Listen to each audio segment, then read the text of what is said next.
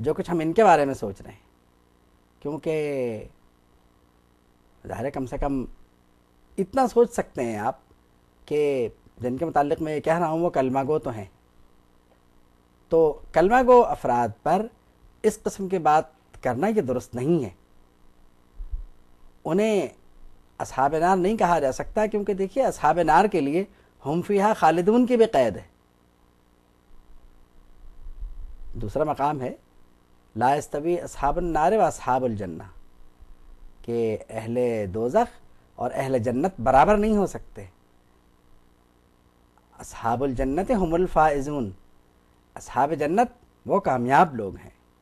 تو کہاں کامیاب لوگ، کہاں ناکام لوگ، کس سے کس کو ملایا جا رہا ہے، کم سے کم یہ سوچ لیا جائے. اور اپنے دل سے قرآن مجید کی تفسیر کرنے سے گریز کرنا چاہیے، کیونکہ قرآن مجید کی تشریح کرتے وقت جناب رسالت مآب صلی اللہ تعالیٰ علیہ وسلم کے احادیث کریمہ اور حضور کی سیرت مبارکہ، ان سب باتوں کا ذہن نشین ہونا، ذہن میں رکھنا بہت ضروری ہے. اور قرآن مجید کا جب تک پورا علم نہ ہو اور آیت کا اطلاق کرنا نہ آتا ہو تو پھر صرف اپنے ذہن سے کوئی رائے نہیں قائم کرنا چاہیے.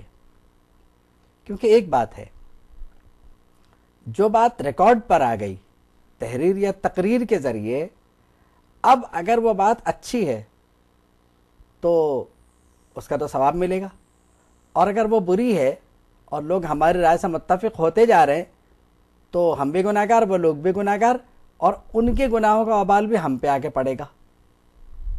تو اس لیے ذہن کو، سوچ کو اچھی رکھنا چاہیے اور اچھے ذہن کے ساتھ قرآن مجید کی تفسیر کرنا چاہیے. اور جب قرآن مجید سمجھایا جائے اور قرآن مجید لوگوں کو آپ سمجھانا چاہیں تو بڑے اطمینان کے ساتھ اور ٹھنڈے ذہن کے ساتھ سمجھائیں. یہ صحیح ہے کہ سمجھانے والے کا اپنا ذہن یقیناً وہاں اس وقت کار فرما ہوتا ہے، لیکن وہ کار فرمائی اس طرح کی ہونی چاہیے کہ اصل معنی اور اصل مفہوم متاثر نہ ہو.